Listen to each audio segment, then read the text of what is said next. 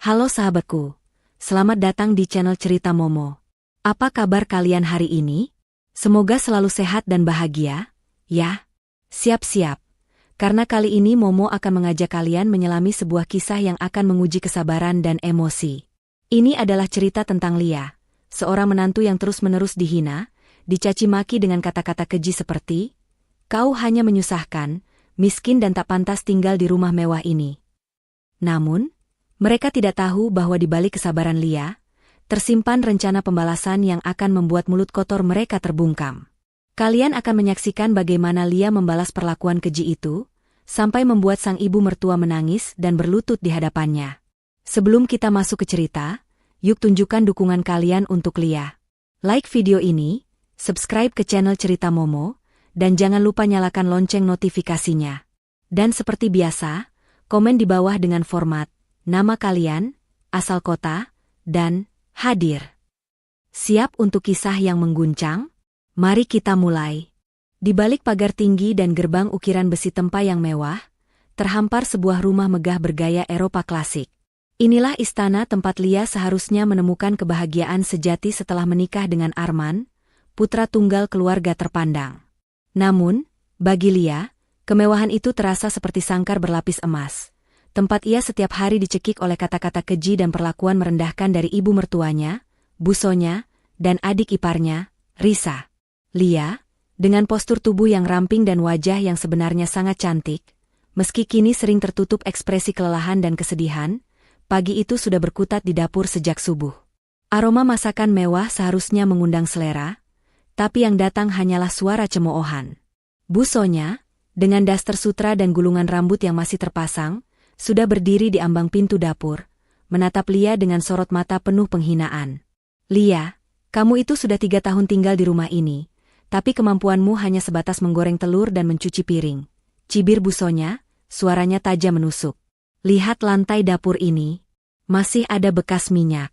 Apa gunanya kamu di sini kalau hanya menyusahkan? Rumah semewah ini harusnya diurus oleh orang yang punya kelas, bukan orang dari kampung yang tak tahu etika kebersihan." Lia menarik napas dalam-dalam. Kata, kampung, itu selalu menjadi senjata utama busonya. Padahal, Lia pindah ke kota besar justru karena ia memiliki pekerjaan dan impian besar yang sedang ia kejar, jauh sebelum bertemu Arman. Ia memilih diam, karena tahu membalas hanya akan memicu drama yang lebih besar, dan suaminya, Arman, hampir tidak pernah membelanya. Arman, di sisi lain, adalah seorang pria yang terlahir dalam kenyamanan. Ia memiliki wajah tampan dan pekerjaan yang terbilang mapan di perusahaan keluarganya. Namun, di balik jas mahalnya, tersembunyi mental yang rapuh dan ketergantungan yang akut pada ibunya. Arman selalu mengambil jalan tengah yang paling aman, meminta Lia bersabar dan menuruti semua permintaan ibunya. Siang itu, Risa, adik ipar Lia yang baru saja pulang dari acara arisan mewah, masuk ke ruang tengah. Ia melemparkan tas bermereknya ke sofa, lalu menatap Lia yang sedang menyusun vas bunga dengan tatapan jijik. "Mbak Lia, tolong ambilkan aku jus mangga yang ada di kulkas. Yang botolnya paling mahal, jangan sampai salah. Kamu tahu, kan, lambungku sensitif sama minuman murahan," perintah Risa, sama sekali tidak ada nada sopan santun. Lia, yang baru saja selesai membersihkan tumpahan kopi, merasakan denyut nyeri di kepalanya. "Risa, aku sedang memegang vas kristal ini. Kamu bisa ambil sendiri? Letaknya di rak paling atas," jawab Lia dengan suara datar, mencoba menjaga ketenangan. "Astaga, Lia, cuma mengambilkan jus saja tidak mau? Kau ini pembantu atau menantu? Sih? Mana ada menantu yang kerjanya cuma bengong dan menolak perintah iparnya sendiri? Jangan-jangan kau takut botolnya pecah dan kau harus menggantinya, ya? Maklum, gaji kerjamu yang rendahan itu tidak cukup untuk beli botol jus di rumah ini." Risa tertawa sinis, membuat busonya yang sedang melintas ikut tersenyum puas. "Risa benar, Lia. Seharusnya kamu bersyukur masih diizinkan tinggal di sini. Kamu itu tidak punya apa-apa. Seluruh isi rumah ini, dari perabotan, mobil, sampai pakaian yang kamu kenakan saat pesta kemarin, semuanya dari keringat Arman dan investasi keluarga kami. Kau hanya menumpang. Tunjukkan sedikit rasa terima kasihmu dengan melayani kami dengan baik," tambah busonya, memperkuat serangan Risa. Lia merasakan dadanya sesak. Mereka tidak pernah tahu. Mereka tidak pernah tahu bahwa sejak remaja, Lia adalah seorang wanita pekerja keras yang mandiri. Mereka selalu meremehkan bisnis kecil yang ia jalankan. Bisnis yang selama ini ia sembunyikan perkembangannya dari keluarga Arman. Lia tahu, jika mereka tahu seberapa sukses ia sebenarnya, mereka akan memanfaatkan dan memerasnya. Itu sebabnya, ia memilih menjadi menantu miskin yang diam dan dianggap tidak berdaya. Malam harinya, puncaknya terjadi saat makan malam keluarga. Meja makan dipenuhi hidangan istimewa, tapi suasananya dingin mencekam. Arman, yang seharusnya menjadi pelindung Lia, malah sibuk membahas proyek baru kantornya. Arman, kamu harusnya jangan terlalu memanjakan Lia. Dia itu harusnya bersyukur kamu mau menikahinya, ucap Busonya sambil menatap Lia dengan tatapan meremehkan. Dengan latar belakangnya yang seadanya itu, dia tidak pantas duduk semeja dengan kita. Coba lihat cara dia makan, masih kaku. Apa gunanya dia di sini, selain jadi beban dan menghabiskan stok makanan di dapur?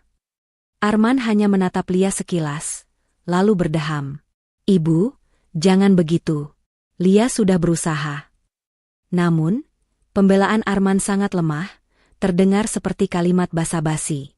Berusaha apa? Arman? Dia hanya menyusahkan, miskin, dan tak pantas tinggal di rumah mewah ini. Busonya menekankan kalimatnya, suaranya meninggi, membuat para pelayan yang kebetulan lewat menundukkan kepala karena takut.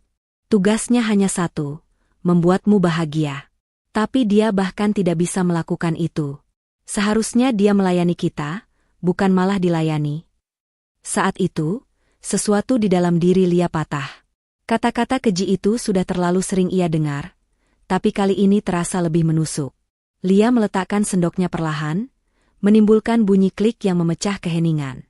Untuk pertama kalinya, Lia mengangkat kepalanya dan menatap Busonya tepat di mata, tanpa ada rasa takut. Arman dan Risa terkejut dengan perubahan sikap Lia. Biasanya Lia hanya menunduk atau pergi ke dapur. Lia tidak menjawab dengan emosi, tetapi dengan ketenangan yang dingin. Bu, apa yang ibu katakan itu benar. Saya memang bukan dari keluarga seperti ibu. Saya mulai dari nol. Dan saya setuju, saya memang tidak pantas tinggal di sini, kata Lia, memberikan penekanan aneh pada kata tinggal. Busonya tertawa sinis. Nah, akhirnya sadar diri juga, ya? Bagus.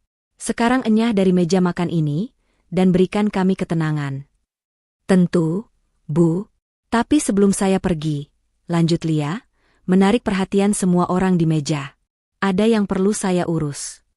Pagi berikutnya, Lia tidak lagi berkutat di dapur. Ia berpakaian rapi, mengenakan blazer elegan yang sederhana namun berkelas, sama sekali berbeda dari penampilannya sehari-hari. Busonya dan Risa terheran-heran. Mau kemana kamu, Lia? Berdandan seperti itu. Jangan bilang kamu mau melamar jadi kasir di minimarket sebelah? Jangan bikin malu keluarga, ejek Risa. Lia hanya tersenyum tipis, senyum yang tidak mencapai matanya. Saya ada urusan penting, urusan yang menyangkut masa depan rumah ini, jawab Lia misterius, lalu berjalan ke pintu depan. Busonya mendengus kesal. Paling-paling cuma mau mengurus surat-surat kredit motor bututnya, bisiknya pada Risa. Mereka tidak tahu bahwa Lia saat itu sedang menuju ke sebuah kantor pengacara paling bergengsi di kota, tempat ia sudah membuat janji dengan Pak Hadi, sahabat lamanya yang kini menjadi pengacara terpercaya. Di kantor Pak Hadi yang mewah, terungkaplah rahasia Lia. Jauh sebelum menikah dengan Arman, Lia sudah memiliki sebuah perusahaan startup di bidang properti digital. Perusahaan itu tumbuh dengan pesat, dan Lia dikenal di kalangan bisnis sebagai investor ulung yang sangat berhati-hati dalam memamerkan kekayaannya.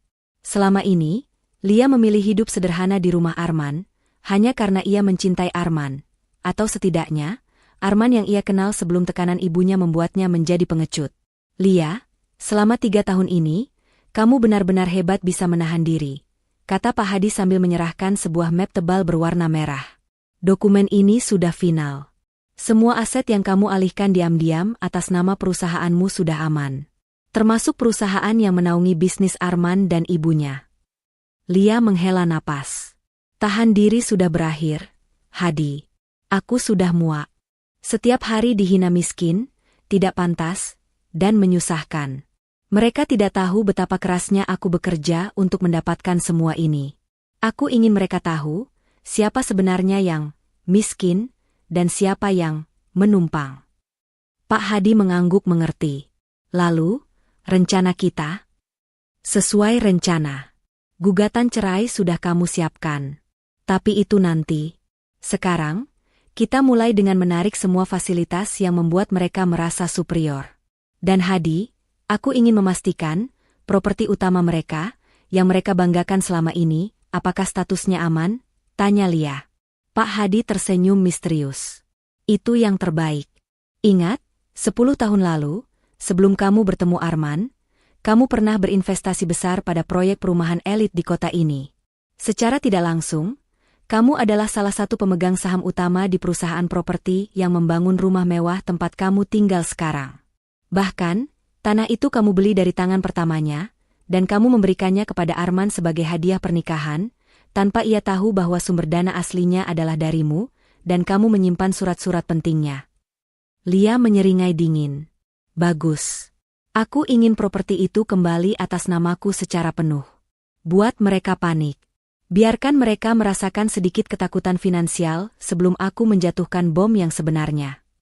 Di rumah, suasana mulai terasa aneh bagi Bu Sonya dan Risa. Kartu kredit Bu Sonya tiba-tiba ditolak saat berbelanja perhiasan.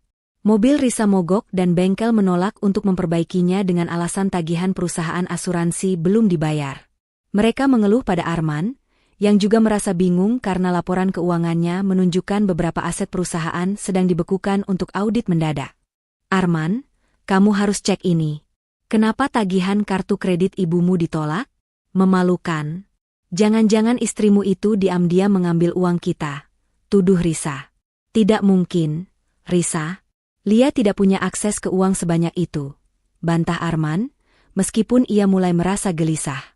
Bu Sonya menatap Arman dengan mata menyala. Arman, kalau kamu tidak bisa menyelesaikan ini, ibu sendiri yang akan bergerak. Ibu tidak mau dipermalukan seperti ini. Sementara kekacauan kecil itu terjadi di rumah, Lia sedang terbang keluar kota untuk bertemu dengan Ferry, seorang CEO perusahaan konstruksi raksasa yang merupakan rekan bisnis terpentingnya. Ferry adalah sosok yang sangat dihormati di dunia bisnis, dan ia akan menjadi kunci utama dalam memutarbalikkan keadaan keluarga Arman. Lia duduk di hadapan Ferry, menyerahkan berkas tebal. Ferry, kita mulai sekarang. Aku butuh bantuanmu untuk menjatuhkan harga saham perusahaan mereka. Beri mereka kejutan finansial yang paling pahit. Ferry tersenyum kagum pada ketenangan Lia. Nona Lia, aku selalu kagum dengan ketenanganmu. Mereka tidak tahu sedang berhadapan dengan siapa. Jangan khawatir, laporanku hari ini akan membuat perusahaan mereka goyah. Besok lusa, berita itu akan menyebar ke seluruh kota. Arman dan ibunya akan panik. Lia menatap keluar jendela gedung pencakar langit itu, keindahan kota terhampar di bawahnya. Mereka harus tahu bahwa kemewahan yang mereka nikmati itu palsu. Dan kebahagiaan yang sejati, serta kekayaan yang sesungguhnya, tidak bisa dibeli dengan menghina orang lain. Tekad Lia sudah bulat. Waktu untuk menjadi menantu yang tertindas sudah berakhir. Babak baru, babak pembalasan, baru saja dimulai. Lia siap meruntuhkan istana mereka dan membuktikan siapa sebenarnya yang miskin dan tak pantas. Lia kembali ke rumah menjelang malam, membawa aura ketenangan yang dingin, sangat berbeda dari kegelisahan yang menyelimuti seluruh isi rumah. Di luar dugaan, Arman menyambutnya di ruang keluarga dengan wajah yang cemas, bukan karena khawatir pada Lia, melainkan pada masalah finansial yang tiba-tiba muncul. Lia, dari mana saja kamu? Kenapa ponselmu tidak aktif? Tanya Arman, suaranya terdengar tegang. Ada masalah besar. Tagihan kartu kredit ibu ditolak, mobil Risa kena penarikan asuransi mendadak, dan yang paling parah, ada audit tak terduga di beberapa aset utama perusahaan. Ada yang tidak beres. Lia melepas blazernya, menggantungkannya dengan santai, seolah masalah yang diceritakan Arman hanyalah remah-remah. Oh, benarkah? Mungkin itu hanya masalah administrasi biasa, Arman. Atau mungkin, ibu dan Risa terlalu boros hingga limit mereka habis. Arman menjadi frustrasi dengan sikap Lia yang terlalu tenang. Jangan bercanda, Lia. Ini serius. Keadaan keuangan kita sedang gonjang-ganjing. Ibu dan Risa terus menyalahkanku, dan aku tidak tahu harus berbuat apa.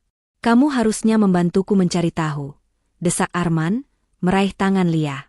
Lia menarik tangannya perlahan, menatap Arman dengan pandangan tajam yang membuat suaminya mundur selangkah. Mencari tahu apa? Arman? Selama ini, saat aku lelah bekerja mengurus rumah, kamu dan keluargamu tidak pernah peduli. Saat aku dihina miskin dan menyusahkan, kamu diam. Sekarang, saat ada sedikit masalah keuangan, kamu baru mencariku dan memintaku membantu? Bukankah aku hanya menyusahkan dan tidak pantas tahu urusan orang kaya di rumah ini? Lia mengulang kata-kata busonya dengan nada sarkas yang menusuk. Arman terlihat sangat terpojok. Ia mencoba meredakan situasi, bukan karena empati pada Lia, melainkan karena ia membutuhkan ketenangan. Lia, jangan ungkit-ungkit masa lalu.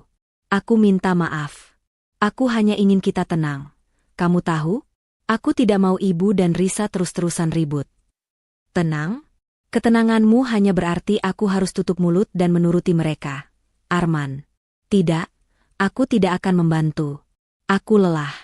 Aku akan beristirahat. Aku harap kamu bisa menyelesaikan masalah keluargamu sendiri. Balas Lia, lalu beranjak naik ke kamar, meninggalkan Arman dalam kebingungan dan keputusasaan. Sikap Lia yang dingin dan tegas ini adalah awal dari rencana senyap sang ratu. Di lantai atas, Lia langsung menghubungi Pak Hadi via video call di ruang kerjanya yang tersembunyi. Ruangan kecil itu, yang selama ini dianggap busonya sebagai gudang kotor, sebenarnya adalah pusat kendali operasi dan investasi Lia. Di sana terdapat 3 monitor besar, server mini, dan sistem keamanan berlapis. Hadi, bagaimana perkembangan di pasar saham? Tanya Lia, tatapannya fokus pada grafik di layar. Sesuai dengan perkiraan kita, Lia. Setelah rilis laporan Ferry yang mengguncang, saham perusahaan keluarga Arman anjlok hingga 15% dalam 1 hari. Mereka panik, tapi belum menyadari tangan siapa di balik ini. Mereka hanya mengira ini adalah fluktuasi pasar yang buruk. Jelas Pak Hadi. Bagus. Beri tekanan lebih lanjut. Aku tidak ingin ada waktu bagi mereka untuk bernapas. Dan pastikan dokumen akuisisi properti itu sudah atas namaku. Aku ingin kejutan yang paling mematikan terjadi di rumah ini, di tengah kemewahan palsu mereka, perintah Lia dengan suara mantap. Lia tahu betul, busonya dan Risa hidup dalam gelembung ilusi kekayaan. Mereka tidak pernah benar-benar mengerti seluk-beluk investasi atau risiko bisnis. Mereka hanya menikmati hasilnya. Kehancuran finansial akan menjadi pukulan telak yang menyakitkan harga diri mereka. Keesokan harinya, kepanikan di rumah mewah itu semakin menjadi-jadi. Busonya memanggil Arman dengan marah ke ruang tamu. Arman, jelaskan pada ibu, kenapa ATM-ku tidak bisa ditarik? Hanya tersisa beberapa ratus ribu. Ibu mau perawatan mahal di salon hari ini. Teriak busonya, wajahnya merah padam. Aku sudah cek. Bu, ada yang membekukan sebagian besar aset perusahaan untuk audit mendalam. Kita kehilangan likuiditas. Bu, sebagian besar uang kas kita hilang. Jawab Arman, suaranya hampir menyerupai rintihan. Risa, yang biasanya sibuk selfie dan pamer di media sosial, kini sibuk menelepon teman-temannya untuk meminjam uang, tapi semua usahanya sia-sia. Ini pasti salahmu, Arman. Kamu tidak becus mengelola bisnis. Bagaimana bisa kita jatuh miskin mendadak begini? Busonya menatap Arman dengan pandangan penuh kekecewaan, pandangan yang membuat Arman merasa seperti anak kecil yang baru saja memecahkan vas mahal. Arman, dengar. Satu-satunya yang bisa menyelamatkan kita adalah rumah ini. Rumah ini masih atas namamu. Kan? Jual saja dulu mobil-mobilmu yang mewah itu, untuk menutupi kerugian. Lalu kita ajukan pinjaman besar dengan jaminan rumah ini. Arman menyetujui usul ibunya, tanpa tahu bahwa keputusan itu justru mengantar mereka ke jurang kehancuran. Arman segera menghubungi bank untuk proses pengajuan pinjaman dengan jaminan rumah. Sementara Arman sibuk dengan urusan bank, Lia pura-pura tidak tahu dan melanjutkan rencananya. Ia sengaja mengundang Ferry, rekan bisnisnya, untuk datang ke rumah, dengan alasan, kunjungan rekan kerja. Saat Ferry tiba, Bu Sonya dan Risa menyambutnya dengan ramah yang dibuat-buat, melihat Ferry sebagai calon penyelamat potensial. Mereka tidak tahu bahwa Ferry adalah kaki tangan Lia. Selamat datang, Bapak Ferry. Terima kasih sudah mau mampir.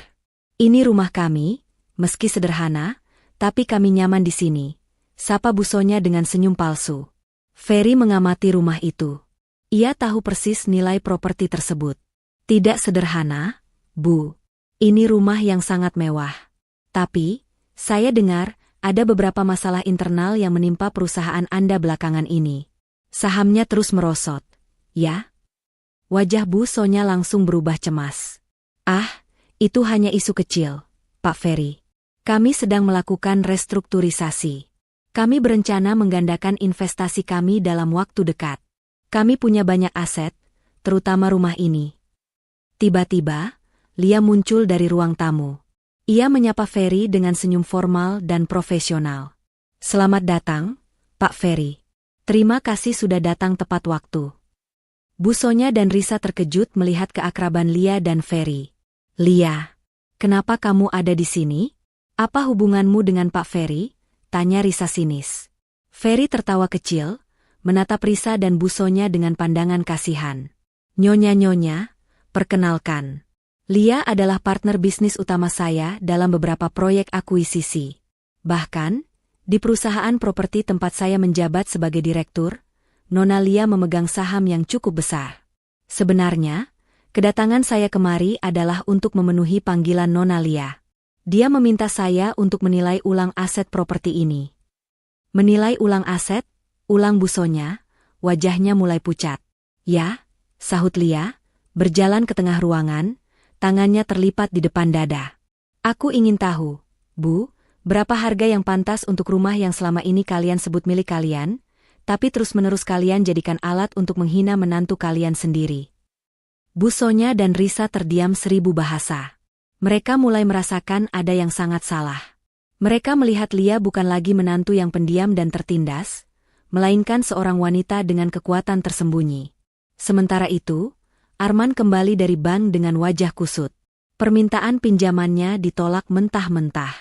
Pihak bank mengatakan ada masalah dengan sertifikat kepemilikan, dan ada pihak ketiga yang mengajukan hak kepemilikan yang lebih kuat atas properti tersebut.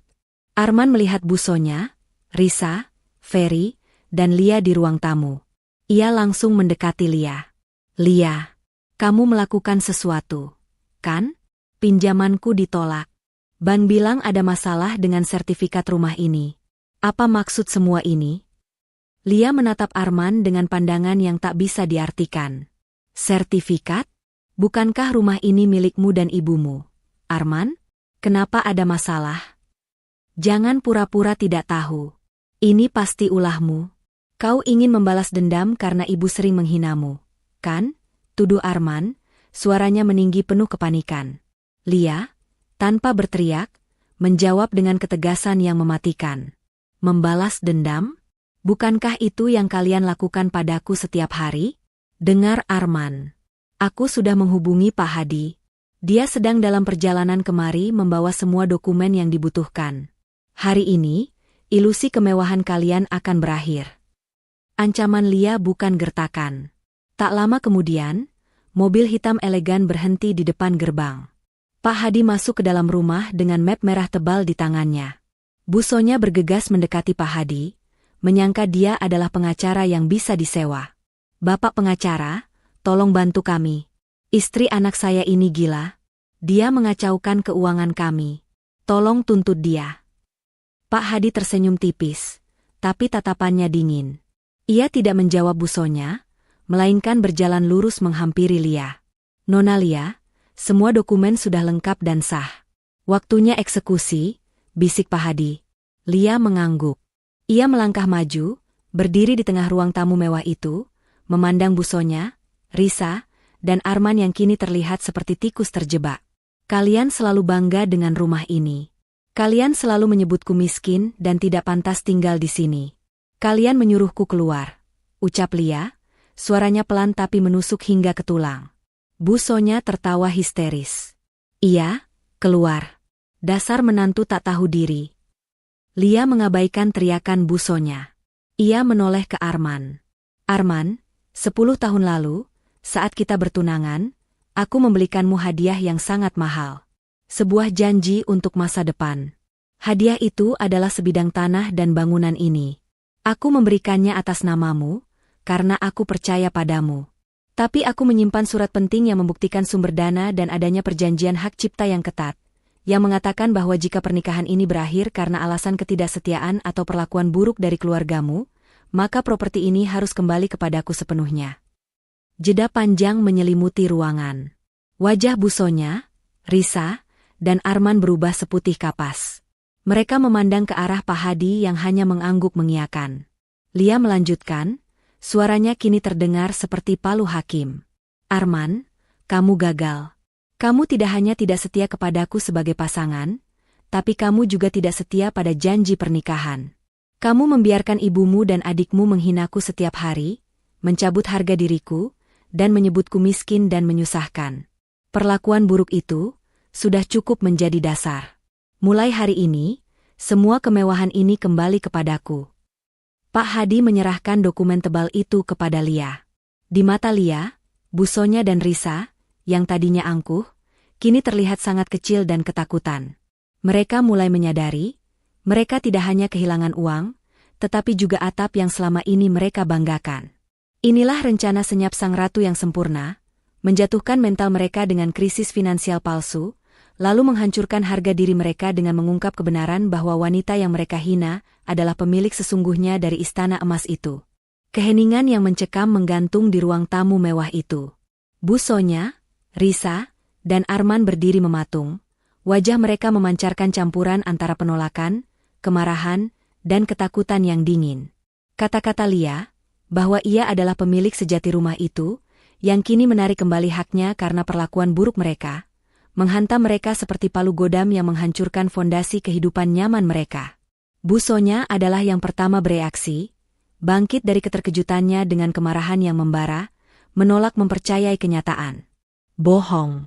Ini semua palsu. Kau hanya merekayasa dokumen. Lia, kau selalu miskin. Bagaimana mungkin kau bisa membeli tanah ini sebelum bertemu Arman? Kau pasti mencuri uang Arman. Lia menatap Bu Sonya dengan pandangan kasihan. Di mata Lia, keangkuhan mertuanya kini terlihat seperti keputusasaan yang menggelikan. Bu Sonya, kemiskinan itu bukan soal uang, tapi soal mental dan hati. Saya tidak pernah mencuri. Saya bekerja keras.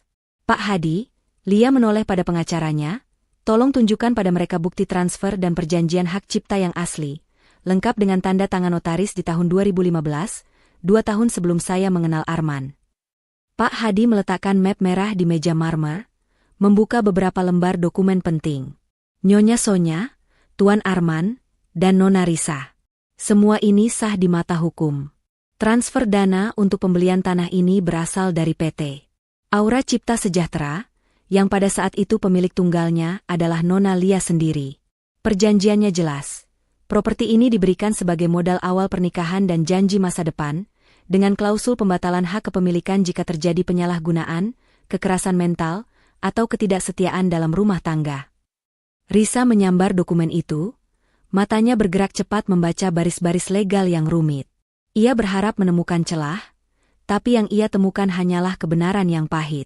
Tanda tangan, stempel, dan legalitasnya tak terbantahkan.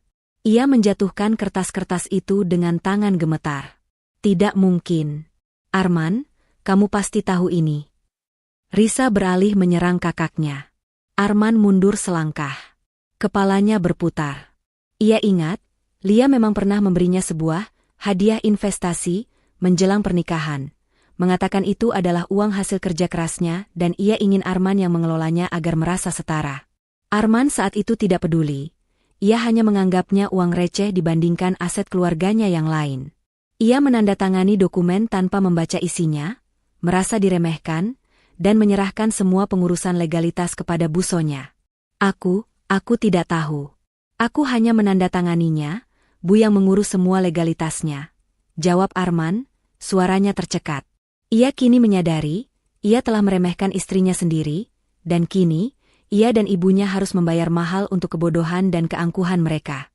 Bu Sonya kini mengalihkan kemarahannya ke Arman. Dasar anak tidak berguna. Kenapa kamu tidak memeriksa dokumen sepenting ini? Kau bodoh. Kau membiarkan wanita miskin ini menjebak kita. Lia hanya menggelengkan kepala. Jebakan? Ini bukan jebakan, Bu. Ini adalah konsekuensi dari semua ucapan dan perbuatan kalian selama ini. Setiap hinaan yang kalian lontarkan adalah batu bata yang kalian susun untuk membangun tembok pemisah ini. Arman, yang tadinya marah, kini berubah menjadi memohon. Ia mendekati Lia, mencoba meraih tangannya, tetapi Lia menyingkir. Lia, tolong. Jangan lakukan ini. Aku mohon. Aku tahu aku salah. Tapi ini rumah kita. Rumah ibuku. Kita bisa bicarakan baik-baik. Aku janji akan berubah. Lia menatap matanya, dan di sana tidak ada lagi cinta, hanya kekecewaan yang mendalam. Kamu janji? 3 tahun aku menunggumu, Arman. 3 tahun aku membiarkan diriku dihina, berharap kamu akan berdiri tegak dan membelaku. Tapi kamu memilih jalan yang aman, membiarkan ibumu menghancurkan harga diriku. Aku tidak bisa hidup dengan pria yang tidak berani membelaku di hadapan keluarganya sendiri. Lia kemudian menoleh pada Ferry, rekan bisnisnya, yang sedari tadi menyaksikan drama ini dengan ekspresi datar. Pak Ferry, Anda sudah mendengar keputusannya. Bagaimana dengan rencana selanjutnya? Ferry mengangguk, lalu berbicara dengan nada yang lebih tegas, mengalihkan fokus ke masalah bisnis. Nyonya Sonya, Tuan Arman. Perlu saya sampaikan bahwa dengan ditariknya aset utama ini dari Arman, bank yang selama ini menjadi penjamin investasi kalian telah membatalkan semua fasilitas kredit. Dan seperti yang sudah saya sampaikan sebelumnya, saham perusahaan kalian di bursa sedang anjlok. Tanpa jaminan properti yang kuat, investor akan menarik dana mereka secara besar-besaran. Mendengar kata anjlok dan tarik dana, Bu Sonya semakin panik. Baginya, uang adalah oksigen. Jangan, tolong, Pak Ferry. Jangan lakukan ini, kami akan rugi besar. Kami bisa kehilangan segalanya. Bu Sonya memohon, menjatuhkan harga dirinya. Lia, tanpa berkedip, memotong pembicaraan Ferry. Kalian bisa kehilangan segalanya? Bukankah itu yang selama ini kalian katakan padaku? Bahwa aku tidak punya apa-apa, dan pantas kehilangan segalanya. Lia menoleh pada Pak Hadi. Hadi, serahkan suratnya. Pak Hadi menyerahkan 2 amplop tebal. 1 ditujukan kepada Arman, dan 1 kepada Bu Sonya. Arman, ini surat gugatan cerai.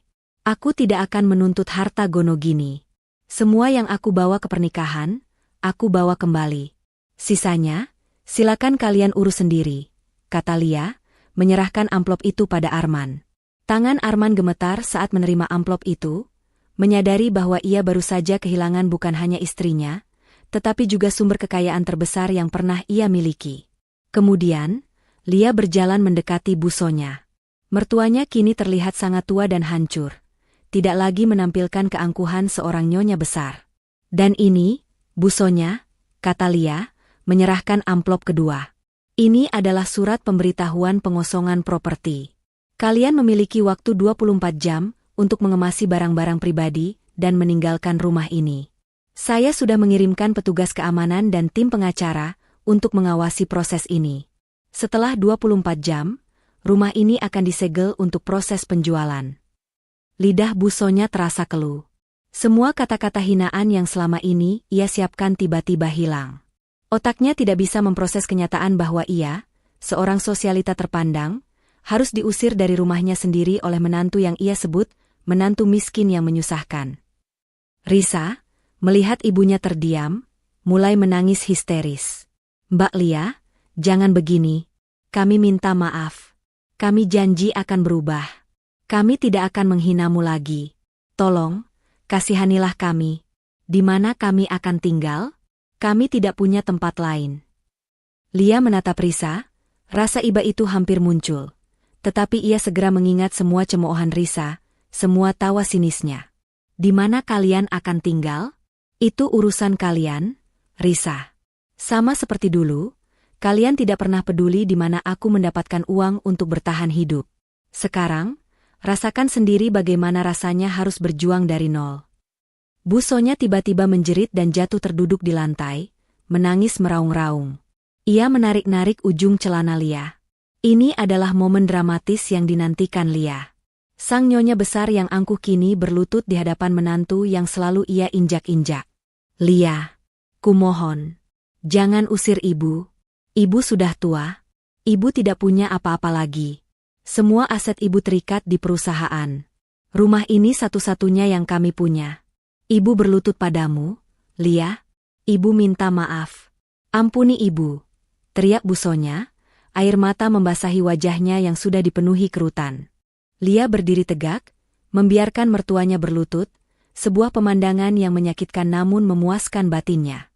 Lia harus kuat. Jika ia goyah sekarang, mereka akan kembali menginjaknya. Maaf, Bu Sonya. Penyesalan datangnya selalu terlambat. Hati saya sudah terlalu sakit. Anda tidak hanya menghina saya, tetapi Anda juga membunuh perlahan-lahan kepercayaan diri saya. Saya bukan lagi menantu yang bisa Anda kendalikan, kata Lia, suaranya dingin, seolah tak tersentuh. Arman, yang melihat ibunya berlutut, akhirnya benar-benar hancur. Ia tahu ibunya yang keras kepala tidak akan pernah mau melakukan itu kecuali dalam keadaan terdesak. Arman memegang wajahnya, rasa bersalah dan penyesalan membanjiri dirinya. Ia telah menghancurkan segalanya karena kelemahannya.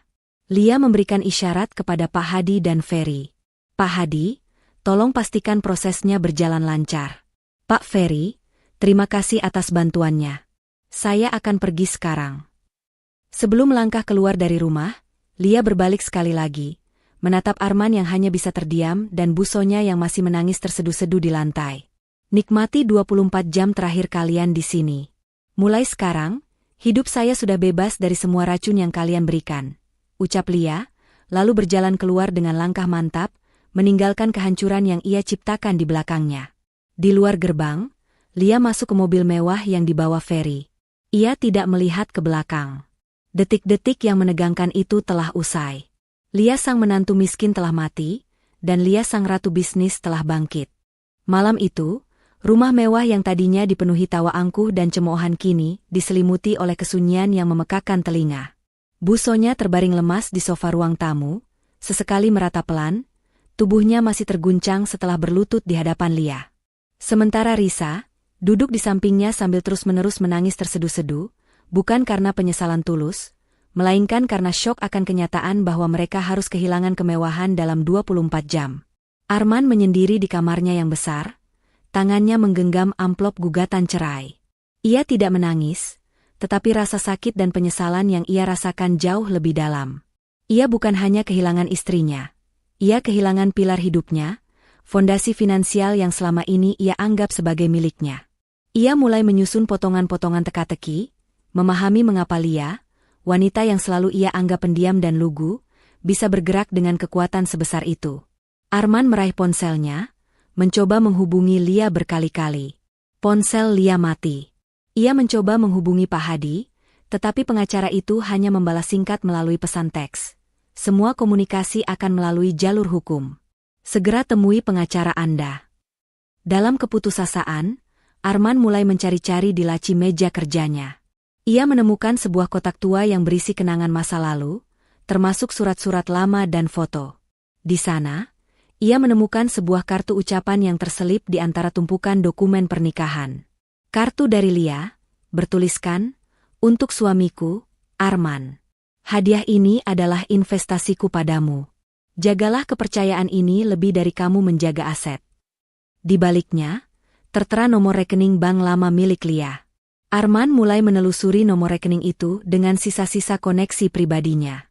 Apa yang ia temukan benar-benar menamparnya. Rekening itu bukan rekening biasa. Itu adalah rekening yang terhubung dengan investasi-investasi besar, yang menunjukkan arus dana miliaran rupiah yang masuk dan keluar secara teratur, jauh sebelum mereka menikah. Ia melihat nama-nama perusahaan besar, termasuk PT Aura Cipta Sejahtera, perusahaan yang disebut Pak Hadi sebagai pemilik sah tanah rumah ini. Ya Tuhan, bisik Arman pada dirinya sendiri. Lia, Dia bukan orang yang kupikirkan. Dia bukan wanita miskin dan menyusahkan. Dia adalah investor di balik perusahaan-perusahaan besar ini. Pengakuan pahit itu menghantamnya. Ia menyadari betapa bodohnya ia. Selama ini, ia sibuk memamerkan kekayaan warisan keluarganya yang rapuh, sementara istrinya adalah perancang keuangan yang jenius. Lia memilih untuk menyembunyikan kekayaannya, mungkin untuk menguji Arman. Dia ingin aku melihatnya, bukan uangnya, gumam Arman, mengingat kembali hari-hari awal pernikahan mereka. Saat itu, Lia pernah memintanya untuk pindah ke rumah yang lebih sederhana dan memulai hidup dari hasil usaha mereka berdua. Arman menolak mentah-mentah, takut kehilangan citra dan kenyamanan. Ia saat itu dengan arogan berkata, "Kenapa harus repot, Lia? Kita sudah punya rumah semewah ini." Kini, penyesalan itu memutarbalikkan perutnya. Ia tidak hanya gagal melihat Lia, tetapi ia juga membiarkan ibunya dan Risa menghancurkan satu-satunya aset sejati dalam hidupnya, cinta dan kesetiaan Lia. Keesokan paginya, suasana tegang mencapai puncaknya. Petugas dari kantor Pak Hadi, didampingi 2 petugas keamanan, sudah berdiri di depan gerbang. Mereka datang untuk memulai proses inventarisasi dan pengemasan. Bu Sonya dan Risa menolak keras. Bu Sonya, dengan sisa-sisa tenaga dan harga dirinya, berdiri di pintu utama, mencoba menghalangi. "Kalian tidak berhak masuk. Ini rumah kami. Aku akan memanggil polisi," teriak Bu Sonya. Salah satu petugas dari kantor Pak Hadi, seorang wanita bernama Karina, berbicara dengan nada tenang namun tegas. "Nyonya Sonya, kami memiliki surat perintah eksekusi yang sah. Jika Anda menghalangi, kami terpaksa memanggil pihak berwajib. Kami hanya bertugas memastikan Anda mengemas barang-barang pribadi. Semua perabotan, barang antik, dan properti yang melekat pada bangunan adalah milik PT Aura Cipta Sejahtera." Risa yang mendengar bahwa perabotan pun akan disita, menjadi panik. Ia bergegas masuk dan mulai mengangkuti tas-tas bermerek dan perhiasan ke dalam koper. Sementara Bu Sonya tetap di luar, meratapi nasibnya dan mengutuk Lia dengan kata-kata yang tidak kalah keji, meskipun nadanya kini penuh ketakutan. Arman, yang menyaksikan kekacauan ini, merasa malu dan putus asa. Ia tahu Lia benar. Ibu dan adiknya tidak akan pernah berubah. Mereka hanya menyesali hilangnya kekayaan, bukan perbuatan mereka. Arman memutuskan untuk meninggalkan rumah itu sebelum batas waktu 24 jam habis. Ia mengemas tasnya hanya dengan beberapa pakaian dan dokumen pribadi. Sebelum pergi, ia berdiri di depan ibunya yang masih menangis. "Bu, Risa, cukup. Kita harus pergi."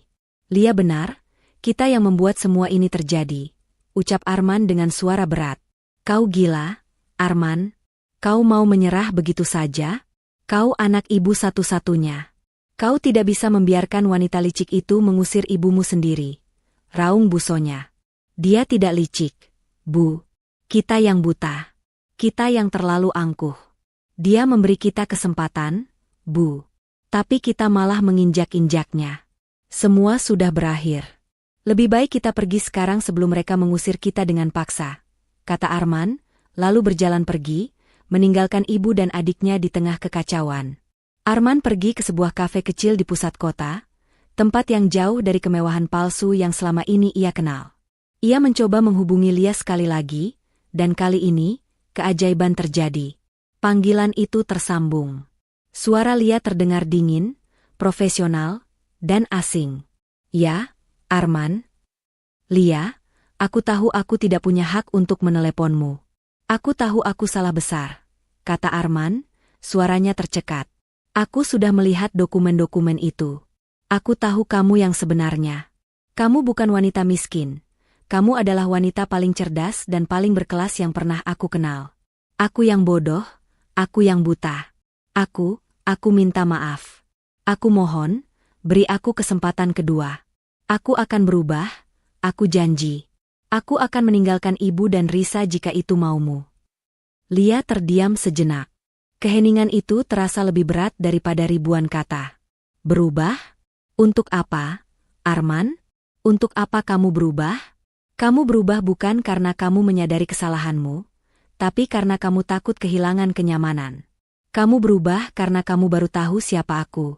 Kalau aku tetap menjadi Lia yang dulu, Lia yang sederhana dan tidak punya apa-apa, apakah kamu akan membelaku? Apakah ibumu akan berhenti menghinaku? Arman terdiam, tidak mampu menjawab. Hatinya menciut. Ia tahu, jawaban Lia benar. Lia melanjutkan, suaranya kini melunak sedikit, menyiratkan kesedihan yang mendalam. Kamu tahu, Arman, sejak dulu aku selalu berusaha membuatmu merasa berharga dan setara. Aku memberikanmu hadiah properti itu, berharap kamu akan bangga dan berdiri di sisiku. Aku ingin kamu menjadi suamiku yang sesungguhnya, pelindungku. Tapi kamu memilih menjadi anak ibu yang patuh. Kamu mengkhianatiku setiap kali kamu membiarkan ibumu menghinaku. Pengkhianatan itu yang membuat perjanjian kita batal. Arman mencoba memohon lagi. Lia, aku benar-benar menyesal. Aku akan membuktikan padamu. Aku akan berjuang dari bawah. Aku akan mencari pekerjaan dan... Cukup, Arman. Potong Lia, suaranya kembali tegas. Aku tidak butuh pembuktianmu lagi. Aku sudah melewati batas kesabaranku. Sekarang, aku butuh kedamaian. Aku butuh ketenangan. Aku akan membatalkan gugatan cerai, tapi hanya jika kamu mau menandatangani surat perjanjian pisah harta yang sudah disiapkan Pak Hadi, dan kamu setuju untuk tidak lagi mencampuri urusan kehidupanku. Arman terkejut. Membatalkan gugatan cerai? Kenapa? Lia menarik napas dalam-dalam. Karena aku tidak ingin ada drama hukum yang berlarut-larut. Aku hanya ingin mengakhiri semua ini dengan cepat dan bersih. Dengan pisah harta dan hidup terpisah, kita akan secara legal menjadi orang asing. Kamu bebas menjalani hidupmu, dan aku bebas menjalani hidupku. Aku hanya ingin kamu mengakui kebenaran ini di depan Pak Hadi, hari ini juga. Arman ragu. Ia tahu, ini adalah kesempatan terakhirnya untuk berinteraksi dengan Lia. Menerima ini berarti ia benar-benar melepaskan Lia. Tetapi menolaknya berarti ia akan menghadapi pertarungan hukum yang mahal dan panjang, yang pasti akan ia kalahkan. Baik, Lia. Aku akan datang ke kantor Pak Hadi, jawab Arman, suaranya penuh kekalahan. Aku akan menandatanganinya. Aku akan mengakui semuanya. Aku hanya minta satu hal, tolong jangan terlalu keras pada ibu dan Risa. Mereka tidak tahu apa-apa tentang bisnis. Lia tertawa singkat, tawa yang terdengar dingin. Mereka tahu, Arman. Mereka tahu bagaimana cara menghina, dan mereka tahu bagaimana memanfaatkan kekayaanmu. Mereka akan mendapatkan apa yang mereka tabur. Itu bukan lagi urusanku. Sampai jumpa di kantor Pak Hadi. Panggilan terputus. Arman duduk sendirian di kafe itu, menyadari bahwa ia telah kehilangan segalanya. Ia kehilangan cinta sejatinya, dan ia kehilangan kemewahan yang selama ini ia anggap sebagai identitasnya. Ia menyadari, pengakuan sang mantan, bahwa ia adalah seorang pengecut dan seorang pecundang yang buta terhadap nilai sejati Lia, adalah hukuman terberatnya. Di kantor mewah Pak Hadi, suasana tegang tak terhindarkan. Ruangan itu didesain dengan gaya minimalis elegan, namun kini terasa dingin dan penuh aura konfrontasi. Arman tiba dengan wajah pucat dan mata sembab, mengenakan kemeja yang terlihat kusut, kontras sekali dengan penampilannya yang selalu necis dan berkelas. Ia duduk di seberang meja besar Pak Hadi, di mana Lia sudah menunggunya, didampingi oleh Pak Hadi sendiri. Lia mengenakan setelan bisnis berwarna abu-abu gelap, rambutnya diikat rapi, memancarkan aura seorang CEO yang dingin dan tak tersentuh. Ia tidak lagi memandang Arman dengan cinta, bahkan tidak dengan kebencian, melainkan dengan ketidakpedulian mutlak. Di mata Lia, Arman kini hanyalah pihak yang akan segera ia singkirkan dari kehidupannya. Selamat siang, Arman, sapa Pak Hadi, memecah keheningan. Terima kasih sudah datang. Kita akan langsung ke intinya. Dokumen perjanjian pemisahan harta sudah siap. Dengan menandatangani ini, Anda menyetujui pembatalan gugatan cerai, namun secara hukum, semua aset yang Anda miliki sebelum pernikahan, termasuk aset yang baru-baru ini Anda kelola, atas nama Bu Sonya, resmi terpisah dari aset milik Nona Lia. Dan yang terpenting, Anda melepaskan semua klaim atas properti di Jalan Mawar Emas yang kini sepenuhnya menjadi milik Nona Lia. Arman tidak langsung mengambil pena. Ia menatap Lia, mencari sisa-sisa kelembutan di mata wanita yang pernah ia cintai itu. Lia, aku ingin bicara sebentar. Hanya berdua. Lia menghela napas, gestur yang menunjukkan betapa ia merasa terbebani oleh permintaan ini. Tidak ada lagi yang perlu dibicarakan, Arman. Semua sudah jelas. Kumohon, desak Arman, suaranya nyaris berbisik. Ada sesuatu yang harus aku sampaikan padamu, sesuatu tentang ibu dan Risa. Aku ingin kamu tahu, betapa dalamnya semua ini. Lia akhirnya mengangguk kecil. 5 menit. Hadi, bisakah kau beri kami waktu? Pak Hadi mengerti. Ia keluar dari ruangan, menutup pintu dengan pelan, meninggalkan mantan pasangan itu dalam ruang isolasi yang penuh kepahitan. Arman menarik napas panjang.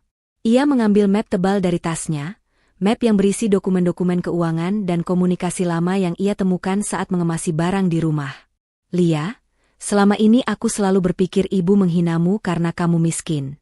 Tapi setelah melihat kebobrokan finansial kami, aku mulai curiga. Ibu dan Risa tidak hanya sombong. Mereka ketakutan, mulai Arman, suaranya serak. Lia mengangkat alisnya, tertarik. Ketakutan? Mereka takut pada apa? Kehilangan kemewahan? Bukan hanya itu, jawab Arman, mendorong beberapa lembar printout komunikasi lama di antara Busonya dan Risa. Lihat ini. Ini adalah percakapan dari 2 tahun lalu, saat kamu mulai mendapatkan proyek besar pertamamu di luar sepengetahuanku. Aku ingat saat itu, kamu sering bilang lembur di kantor lama. Lia mengambil kertas itu, matanya menyapu cepat. Itu adalah tangkapan layar percakapan chat Busonya dan Risa. Risa, 2 tahun lalu. Bu, aku lihat Mbak Lia di kafe dekat kantornya Bima. Dia ketemu sama klien besar banget. Pak Ferry. Dia kelihatan serius banget. Pakaiannya beda.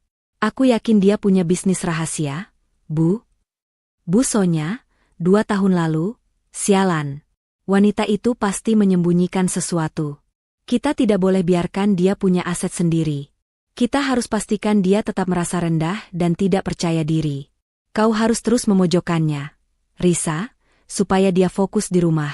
Jangan sampai dia punya modal untuk meninggalkan Arman dan mengambil aset kita. Napas Lia tercekat. Matanya berkaca-kaca, bukan karena sedih, tapi karena amarah yang membakar.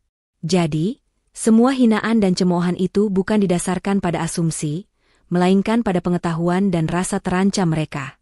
Mereka tahu Lia memiliki potensi, dan mereka sengaja menciptakan lingkungan beracun untuk menghancurkan mental Lia, mencegahnya bangkit dan mandiri. Mereka tahu aku punya bisnis sendiri? Tanya Lia, suaranya bergetar. Ya, mereka tahu. Aku menemukan surat ini juga, kata Arman, menyerahkan surat lain yang sudah lusuh. Ini adalah surat dari ayahku untuk ibu, beberapa bulan sebelum ayah meninggal. Ayah menulis bahwa dia menyesal menikahimu, dan dia telah melakukan kesalahan besar. Ayahmu juga menulis bahwa dia menyarankan ibu untuk menjual rumah itu dan pindah ke tempat yang lebih kecil. Karena properti itu memiliki masalah hukum yang kompleks dan rentan disita jika ada salah satu pemegang saham utama yang bergerak. Arman menunjuk ke bagian bawah surat. Ayah sudah tahu, Busonya. Ayah tahu bahwa kamu selalu bangga dengan rumah itu, padahal ayah sudah memberi peringatan. Ayahku, dia sudah tahu bahwa ada masalah dalam sertifikat tanah itu sejak awal. Tapi ayah tetap membiarkanmu tinggal di sana karena kasihan. Ayah bilang, rumah itu hanya milik orang yang paling berhak. Dan orang itu bukan kita. Lia meletakkan kedua dokumen itu. Air matanya yang tertahan akhirnya jatuh. Bukan karena pengkhianatan Arman, melainkan karena kejahatan sistematis Busonya dan Risa. Mereka tidak hanya jahat, mereka kriminal secara emosional. Mereka merancang penghinaan itu untuk memanipulasi Lia agar tetap berada di bawah kendali mereka, memastikan Lia tidak pernah cukup percaya diri untuk menuntut haknya. Pengkhianatan ini lebih dari yang kubayangkan, Arman, kata Lia lirih, menyeka air mata dengan punggung tangan. Mereka tidak hanya merendahkanku, mereka mencoba membunuh potensiku. Mereka membuatku merasa tidak berharga, padahal mereka tahu aku adalah ancaman terbesar mereka. Arman menundukkan kepala. Aku minta maaf, Lia. Aku adalah pengecut yang buta. Aku tidak pernah berani membela dan mempercayaimu, padahal kamu sudah memberiku segalanya. Termasuk harga diri. Arman kemudian melakukan satu pengakuan terakhir. Pengakuan yang paling menyakitkan bagi harga dirinya sendiri. Dan satu hal lagi. Saat kamu sedang sibuk mengurus proyekmu, Ibu dan Risa mencoba menjodohkanku dengan mantan sekretarisku, Tania. Mereka ingin aku menceraikanmu, lalu menikah dengan Tania yang katanya lebih berkelas dan mudah diatur. Tania adalah putri dari rekan bisnis Ibu. Risa bahkan sudah mempersiapkan pesta pertunangan rahasia di luar kota tanpa sepengetahuanku. Aku menolak saat itu, Lia. Aku masih mencintaimu, tapi aku terlalu lemah untuk menghadapi Ibu. Lia menatapnya tajam.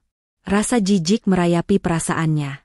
Jadi, di balik semua hinaan itu, mereka sudah merencanakan penggantinya. Ini bukan lagi tentang uang. Ini adalah tentang kekuasaan dan kontrol total atas hidupnya. Kamu menolak, ulang Lia, suaranya datar. Tapi kamu tidak menceritakannya padaku. Kamu memilih diam dan membiarkan aku terus diinjak-injak. Sampai aku sendiri yang menemukan kebenarannya. Kamu tidak menolak demi aku, Arman. Kamu menolak karena kamu takut dengan pertengkaran besar. Arman hanya bisa terdiam, tidak mampu membela diri. Lia menarik napas dalam-dalam. Semua kejutan ini telah memperkuat tekadnya. Ia tidak akan pernah kembali. Ia kini mengerti, kepergiannya adalah satu-satunya jalan menuju penyembuhan. Terima kasih atas pengakuan ini, Arman, kata Lia, mengambil pena dan mendorong dokumen perjanjian pemisahan harta itu di depan Arman. Sekarang, karena semua rahasia sudah terungkap, kita bisa mengakhiri ini. Aku membatalkan gugatan cerai, tapi hanya jika kamu menandatangani ini, mengakui bahwa kamu tidak pernah memiliki klaim apapun atas aset-asetku, terutama rumah itu. Arman meraih pena itu, tangannya masih gemetar, tetapi tatapannya sudah pasrah. Ia tahu, dengan tanda tangan ini, ia melepaskan Lia selamanya. Ia menandatangani setiap lembar dokumen, mengakui bahwa ia adalah pihak yang salah dan Lia adalah pemilik sah dari segalanya.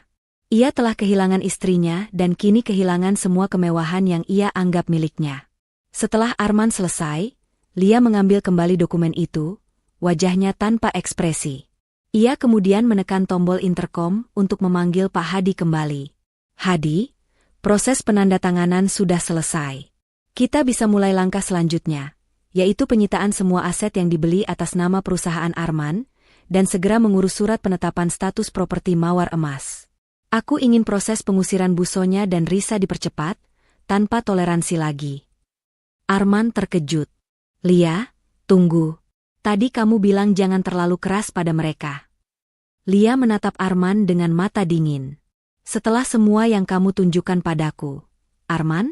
Setelah mereka dengan sadar dan terencana menghancurkan mentalku hanya karena mereka takut? Tidak. Pengkhianatan yang terungkap ini membuatku tidak punya alasan lagi untuk berbelas kasihan.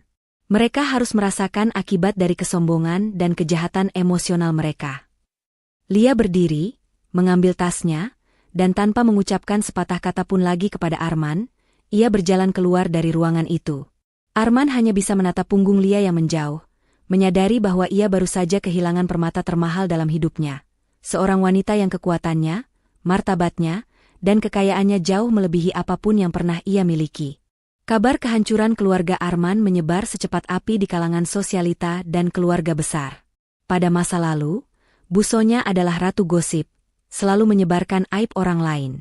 Kini, ia menjadi objek cemoohan terbarunya. Tepat pada batas waktu 24 jam yang diberikan Lia, 2 buah truk pengangkut barang besar tiba di depan rumah mewah di Jalan Mawar Emas.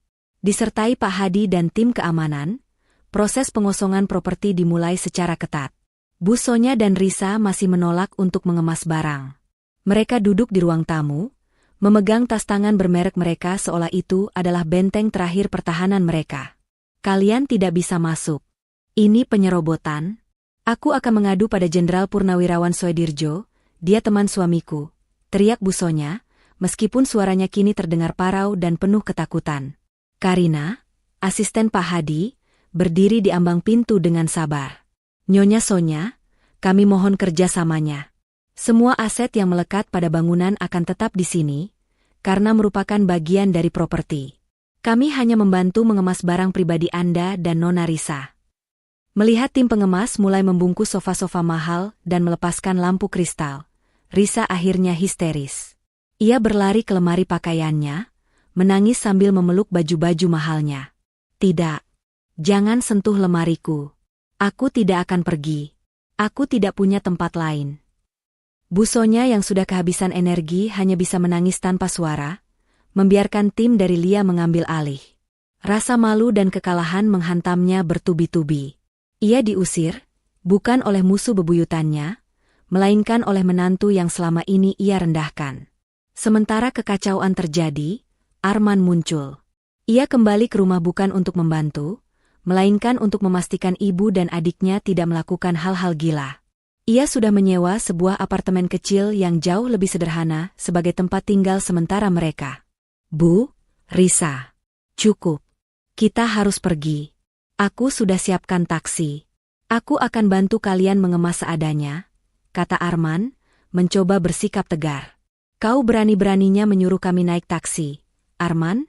Teriak Risa. Kita biasa naik mobil mewah. Kau sudah menghancurkan hidupku. Bagaimana aku bisa tampil di depan teman-temanku? Diam, Risa. Ini semua perbuatanmu dan ibu. Balas Arman, akhirnya meluapkan kekesalannya. Kalian yang membuat Lia marah. Lia adalah pemilik sah rumah ini. Kita hanya menumpang. Sekarang kita harus menerima konsekuensinya. Busonya yang mendengar teriakan Arman, berdiri dan menampar putranya dengan keras. Kau membela wanita jalang itu? Kau anak durhaka. Dia sudah mencuri segalanya dari kita, dan kau malah membelanya. Tamparan itu tidak lagi melukai Arman secara fisik, tetapi secara mental. Ia menatap ibunya dengan pandangan kosong, menyadari bahwa busonya tidak akan pernah mengakui kesalahannya. Akhirnya, mereka diusir. Busonya dan Risa dipaksa keluar, hanya dengan beberapa koper berisi pakaian dan perhiasan seadanya. Mereka harus duduk di taksi yang sempit, sebuah pemandangan yang tak pernah mereka bayangkan seumur hidup. Namun, drama tidak berhenti di sana. Malam itu adalah jadwal rutin, sidang keluarga, yang diadakan sebulan sekali oleh keluarga besar Arman, sebuah tradisi kuno di mana semua anggota keluarga berkumpul untuk membahas urusan bisnis dan sosial. Malam itu, pertemuan diadakan di rumah Paman Arman, Pak Agung, yang juga seorang tokoh berpengaruh. Busonya, didorong oleh rasa marah dan kebutuhan untuk membela diri, memaksa Arman membawanya ke acara tersebut. Ia ingin memfitnah Lia di hadapan keluarga besar, menyalahkan Lia atas semua kehancuran mereka. Saat busonya, Risa, dan Arman tiba di sana, suasana langsung berubah dingin. Keluarga besar, yang sudah mendengar gosip kehancuran mereka, menyambut mereka dengan tatapan iba bercampur menghina. Busonya, dengan sisa-sisa keberaniannya, segera berdiri di tengah ruangan. Kalian semua harus tahu.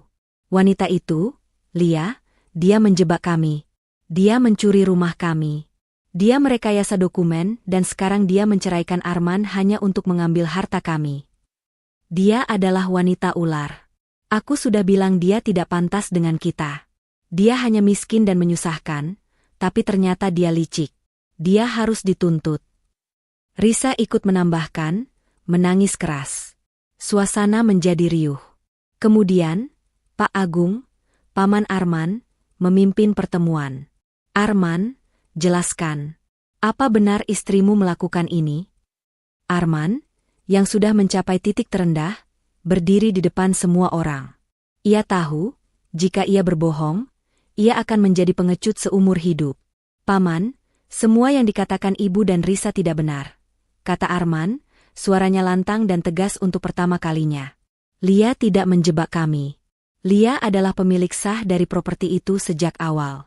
Tanah dan bangunan itu dibeli dengan uangnya sendiri, sebelum kami menikah. Dia memberikan properti itu sebagai hadiah kepadaku, sebagai bentuk kepercayaan.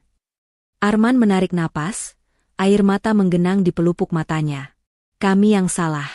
Ibu dan Risa, dan juga aku, telah menghina dan merendahkannya setiap hari. Kami menyebutnya miskin, menyusahkan, dan tak pantas. Kami sengaja merancang lingkungan yang beracun agar dia tidak percaya diri untuk mandiri. Aku, sebagai suaminya, tidak pernah membelanya. Aku membiarkan ibuku menghancurkan harga diri istriku sendiri. Pengakuan Arman itu adalah bom yang sebenarnya. Bu Sonya dan Risa terperangah. Wajah mereka memucat. Mereka mencoba membantah, tetapi Arman sudah mendahului mereka. Ibu dan Risa, kalian tahu Lia punya bisnis. Kalian tahu dia punya potensi. Kalian menghinanya bukan karena dia miskin, tapi karena kalian takut kehilangan kendali atas dirinya. Kalian melakukan pengkhianatan emosional yang membuat Lia berhak menarik semua yang dia berikan. Teriak Arman, air mata penyesalan akhirnya tumpah. Keluarga besar terdiam. Mereka melihat Arman bukan sebagai pahlawan, melainkan sebagai korban dari keangkuhan ibu dan adiknya. Pak Agung, Paman Arman, menggelengkan kepala dengan kecewa.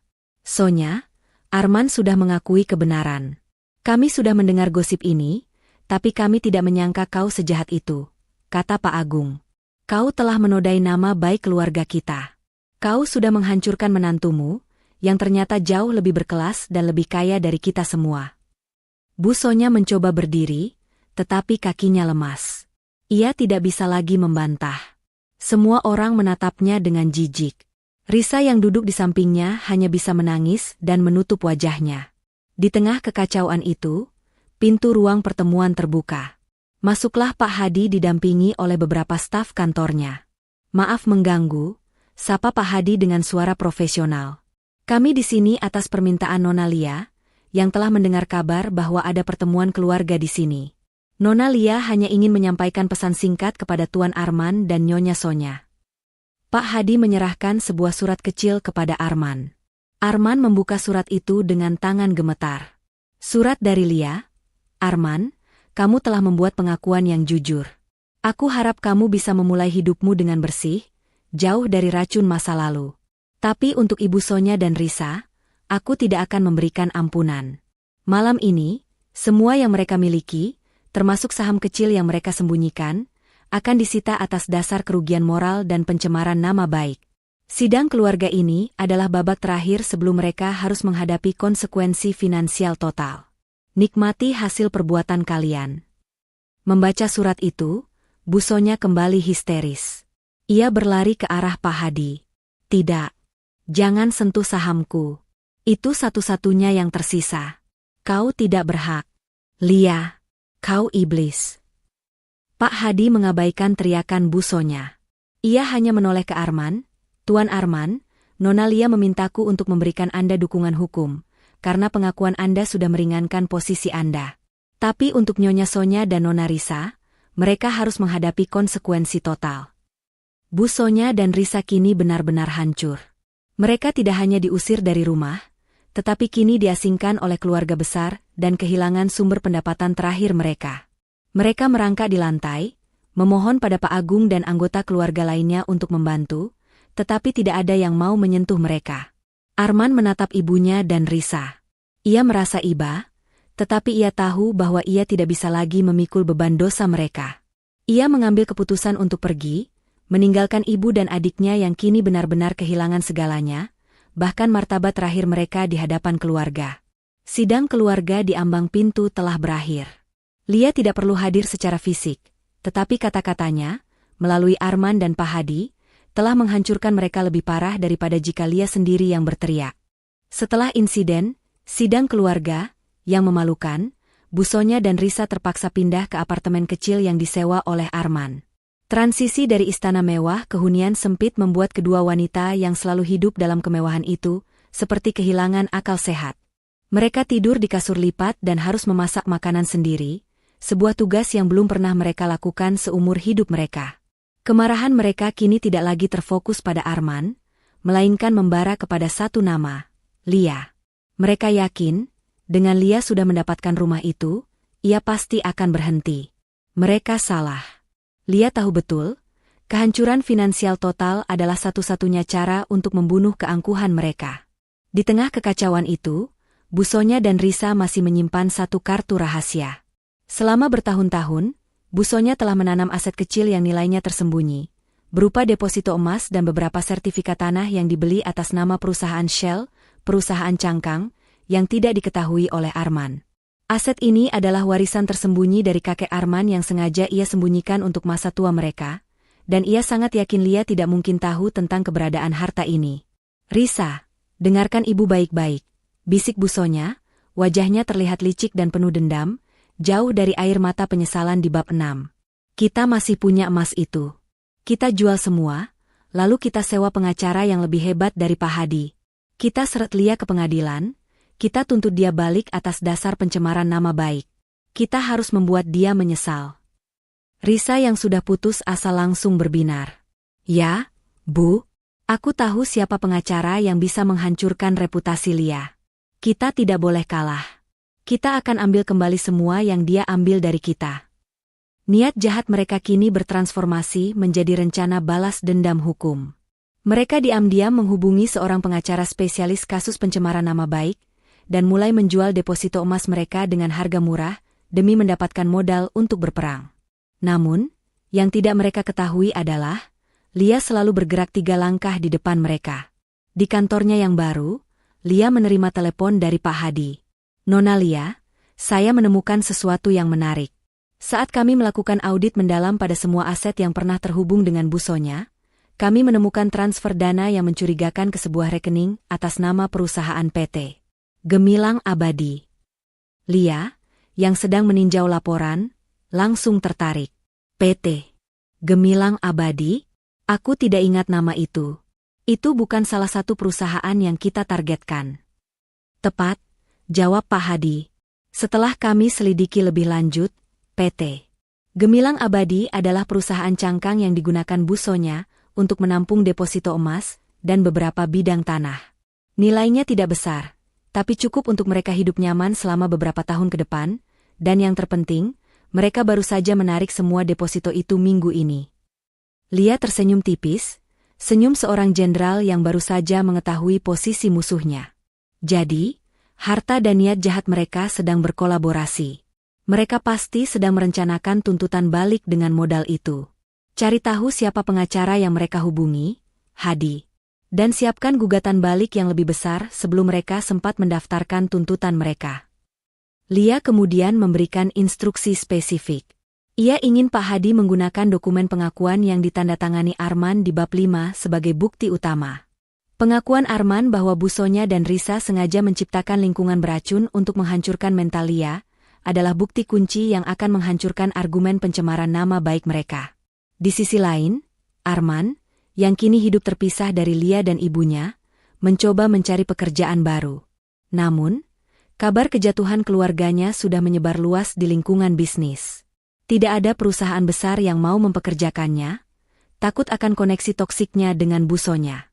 Arman merasa terpuruk, tetapi ia bertekad untuk berubah, seperti yang ia janjikan pada Lia. Arman, yang mengetahui rencana jahat ibu dan adiknya, mencoba menghubungi mereka. Bu, Risa, hentikan. Jangan pernah mencoba menuntut Lia lagi. Kalian tidak akan menang. Kalian akan semakin hancur. Arman memohon. Kau diam, Arman. Kau sudah memilih sisinya. Kami tidak butuh pengecut sepertimu. Balas Bu Sonya dengan sinis, matanya kini dipenuhi kegilaan karena dendam. Lia itu iblis. Dia sudah membuat kita kehilangan segalanya. Kita akan buat dia merangkak di hadapan kita. Bu Sonya dan Risa, didorong oleh amarah buta, mendaftarkan tuntutan mereka ke pengadilan. Mereka menuduh Lia melakukan pemerasan dan pencemaran nama baik, karena telah memublikasikan kebobrokan finansial dan moral mereka di depan keluarga besar. Pak Hadi, yang sudah siap, menerima surat panggilan itu dan tersenyum tenang. Mereka menggali kuburan mereka sendiri, Nona Lia. Lia menginstruksikan Pak Hadi untuk segera mengajukan gugatan balik. Gugatan Lia tidak hanya menuntut kerugian moral yang jauh lebih besar dari tuntutan Bu Sonya, tetapi juga menuntut agar sisa aset milik Bu Sonya, yaitu dana hasil penjualan emas, dibekukan sementara sebagai jaminan kerugian moral yang dituntut Lia. Saat Bu Sonya dan Risa menerima surat panggilan gugatan balik dari Lia, mereka terkejut. Mereka tidak menyangka Lia bisa bergerak secepat itu. Dan yang paling mengejutkan mereka, Lia tahu persis tentang dana hasil penjualan emas mereka. Bagaimana dia tahu tentang emas itu? Risa? Teriak Bu Sonya, melemparkan surat itu ke lantai. Tidak mungkin. Hanya kita berdua yang tahu. Dia pasti mengutus mata-mata. Mereka panik. Dana yang seharusnya menjadi modal perang mereka kini dibekukan oleh pengadilan atas tuntutan Lia. Mereka tidak punya uang lagi. Pengacara yang mereka sewa pun menolak untuk melanjutkan kasus tanpa pembayaran di muka. Lia, melalui Pak Hadi, telah menghancurkan niat jahat mereka sebelum sempat terlaksana. Harta yang mereka sembunyikan justru menjadi bumerang yang mematikan. Lia menunjukkan kepada mereka bahwa kekuatan sejati adalah kecerdasan, bukan kekayaan. Bu Sonya dan Risa, yang kini benar-benar jatuh miskin, duduk di apartemen sempit, menyadari bahwa setiap langkah yang mereka ambil untuk menghancurkan Lia justru berbalik menghancurkan diri mereka sendiri. Mereka sudah tidak punya apa-apa lagi, tidak ada rumah mewah, tidak ada aset, dan tidak ada lagi pengacara yang mau membela mereka. Mereka berdua terpaksa harus menghadapi sidang tuntutan Lia seorang diri, sebuah pertarungan hukum yang sudah pasti akan mereka kalahkan. Setelah membekukan sisa aset Bu Sonya dan Risa, Lia tahu ia harus melangkah keluar dari bayang-bayang. Pertarungan hukum di pengadilan hanyalah formalitas, tetapi pertarungan harga diri harus dimenangkan di mata publik. Lia ingin semua orang, terutama kalangan sosialita yang sering berinteraksi dengan Bu Sonya, tahu siapa pemilik kekuatan sejati. Lia, melalui perusahaan induknya, PT Aura Cipta Sejahtera, mengumumkan sebuah acara besar, lelang properti eksklusif untuk rumah mewah di Jalan Mawar Emas, rumah yang baru saja ia rebut kembali. Acara ini bukan sekadar lelang. Ini adalah panggung bagi Lia untuk menunjukkan kekuatannya dan secara tidak langsung, merayakan kejatuhan mantan keluarga suaminya. Pengumuman lelang itu segera menjadi berita utama di majalah bisnis dan gosip kota. Semua orang ingin tahu siapa di balik penjualan mendadak properti seharga puluhan miliar tersebut. Bu Sonya dan Risa yang kini tinggal di apartemen sempit, membaca berita itu dari koran bekas yang mereka temukan. Bu Sonya, yang tadinya masih menyimpan sedikit harapan bahwa Lia akan luluh dan mengembalikan rumah itu, kini merasakan kemarahan yang membabi buta. Dia gila. Dia menjualnya. Dia menghancurkan kenangan kami. Aku harus menghentikannya, Risa. Aku harus datang ke lelang itu dan membuat keributan. Raung Bu Sonya, wajahnya terlihat mengerikan karena dendam. Tapi Bu, kita tidak punya uang.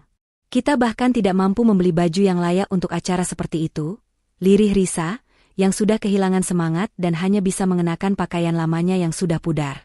Kita tidak perlu uang untuk menghancurkan acaranya. Risa, kita akan datang sebagai keluarga pemilik lama, dan kita akan mempermalukan Lia di depan semua tamu pentingnya.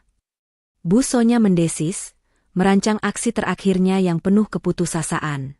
Sementara itu, Arman, yang sudah mulai bekerja sebagai karyawan biasa di sebuah perusahaan kecil, mendengar kabar lelang itu dari rekan kerjanya. Ia merasa iba pada ibu dan adiknya, tetapi ia tahu ia tidak bisa berbuat apa-apa. Ia sudah memutuskan untuk menjauh, fokus pada pekerjaannya yang baru, dan menerima kenyataan pahit bahwa ia telah kehilangan Lia. Hari lelang pun tiba. Aula hotel mewah tempat acara diselenggarakan dipenuhi oleh para pengusaha, investor, dan sosialita kelas atas. Mereka semua penasaran ingin melihat istana yang tiba-tiba dijual oleh pemilik rahasia. Lia tampil sempurna. Ia mengenakan gaun malam yang elegan dan minimalis, didampingi Pak Hadi dan Ferry, sepasang penasihat bisnis yang membuatnya terlihat seperti ratu di panggung. Lia berdiri di depan podium, menyambut para tamu dengan senyum tipis dan profesional. Selamat malam, bapak-bapak dan ibu-ibu. Terima kasih atas kehadiran Anda. Malam ini, kita akan melelang sebuah properti yang sangat istimewa, sebuah karya seni arsitektur, ucap Lia, suaranya tenang dan berwibawa, sama sekali berbeda dari menantu pendiam yang mereka kenal. Di tengah sambutan Lia, pintu aula tiba-tiba terbuka dengan kasar. Bu Sonya dan Risa muncul. Penampilan mereka sangat kontras dengan tamu lainnya. Bu Sonya mengenakan gaun pesta lamanya yang terlihat kusam dan ketinggalan zaman, sementara Risa berusaha menutupi wajahnya yang pucat. Mereka masuk dengan langkah penuh amarah, menarik perhatian semua orang. Hentikan lelang ini, teriak Bu Sonya, suaranya parau dan histeris. Wanita ini penipu. Dia mencuri rumah kami. Properti itu milik kami. Risa ikut menangis, menunjuk ke arah Lia. Dia iblis. Dia membuat kami miskin. Kami pemilik sahnya. Seluruh ruangan terdiam. Semua mata kini tertuju pada Lia, Bu Sonya, dan Risa. Inilah momen yang paling dramatis, sidang publik yang sebenarnya. Lia tidak panik. Ia tidak berteriak. Ia hanya tersenyum tipis dan menyuruh Pak Hadi untuk membiarkan mereka mendekat, tanpa perlu pengusiran paksa. Selamat datang, Bu Sonya dan Risa, sapa Lia dengan nada dingin dan hormat yang menusuk. Saya tidak menyangka kalian akan datang. Saya kira kalian sedang sibuk mengurus kasus di pengadilan. Bu Sonya berdiri tepat di depan podium, tangannya menunjuk ke wajah Lia. Kau tidak punya hati, Lia. Kami sudah miskin. Kenapa kau harus menjual rumah itu juga? Lia mengambil mikrofon, menatap langsung ke mata mertuanya, dan berbicara dengan suara yang lantang agar semua tamu mendengarnya. Bu Sonya, saya menjual rumah itu karena rumah itu adalah aset yang beracun. Setiap sudut rumah itu mengingatkan saya pada penghinaan dan kata-kata keji yang Anda lontarkan kepada saya selama 3 tahun. Anda berulang kali mengatakan kepada saya, kau hanya menyusahkan, miskin dan tak pantas tinggal di rumah mewah ini. Hari ini, saya membuktikan bahwa saya tidak hanya pantas memiliki rumah itu, tetapi saya juga punya kekuatan untuk menjualnya dan menggunakan uang itu untuk hal yang lebih bermartabat. Lia kemudian menoleh ke arah Pak Hadi. Hadi, tunjukkan kepada para tamu terhormat kita, siapa pemilik sejati aset ini. Pak Hadi mengambil mikrofon. Bapak-bapak dan ibu-ibu sekalian, properti ini dibeli oleh Nona Lia sendiri 10 tahun lalu sebagai investasi. Dokumen yang dimiliki Bu Sonya dan Tuan Arman hanyalah sertifikat sementara yang sudah dibatalkan secara hukum, karena klausul perlakuan buruk dalam rumah tangga. Dan lebih dari itu, Nona Lia telah memenangkan gugatan balik terhadap Nyonya Sonya dan Nona Risa atas pencemaran nama baik.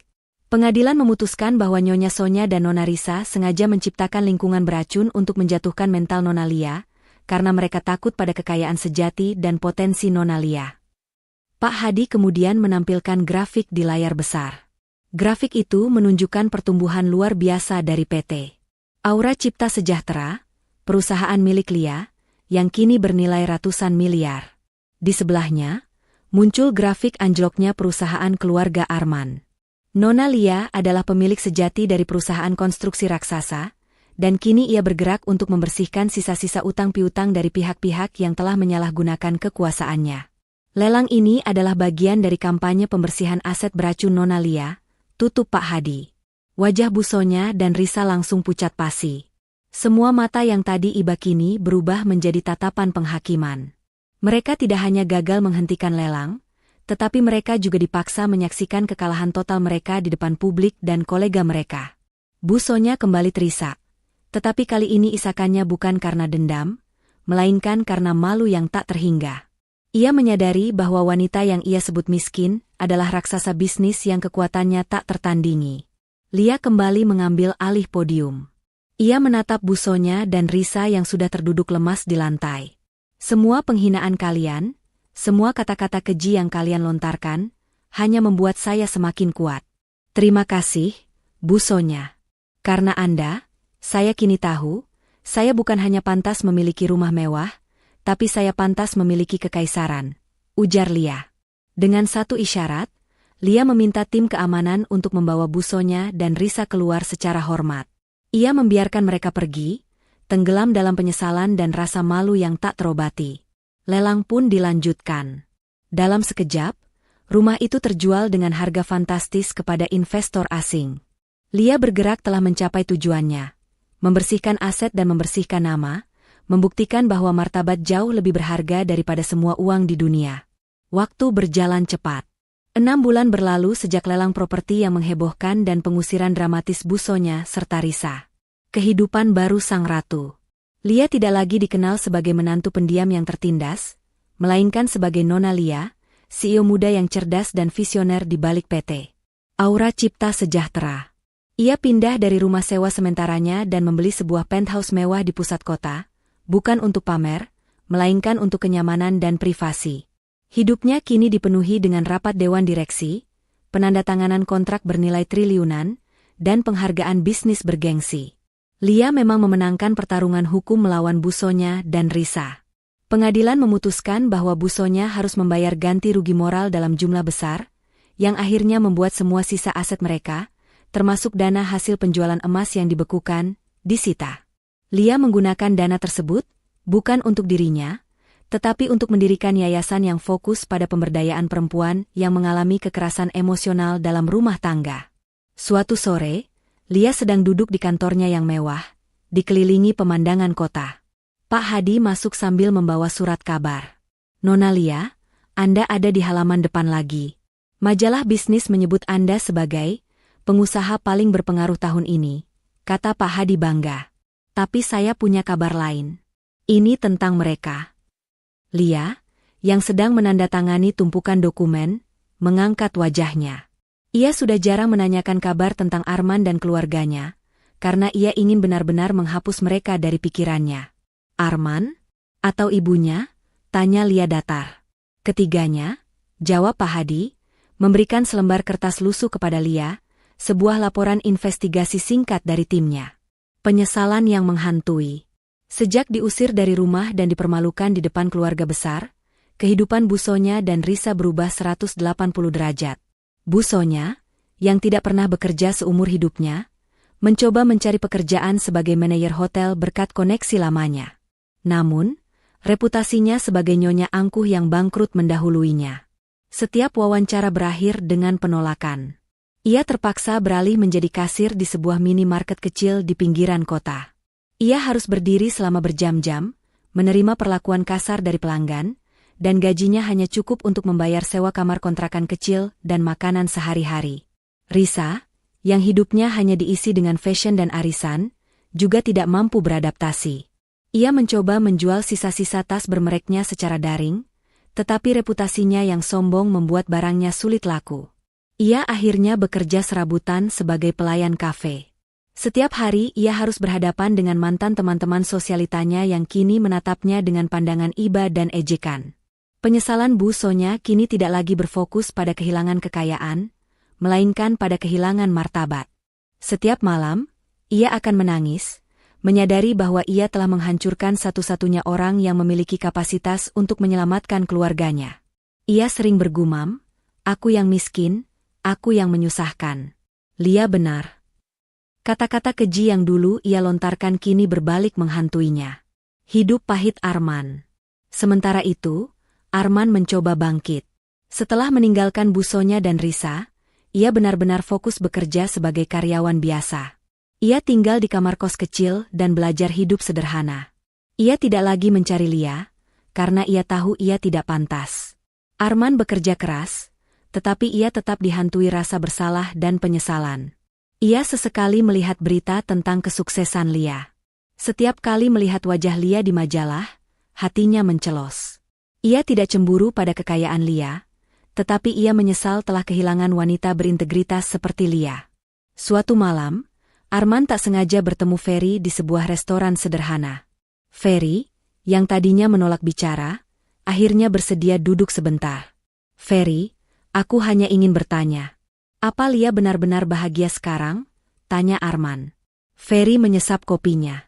"Tentu saja, Arman. Nona Lia sangat bahagia. Dia damai. Dia fokus pada pekerjaannya, dan ia dikelilingi oleh orang-orang yang menghargai kecerdasan dan kerja kerasnya, bukan status sosialnya." Ferry kemudian menatap Arman dengan pandangan serius. "Nona Lia selalu mencintaimu, Arman. Tapi dia tidak bisa hidup dengan seorang pengecut.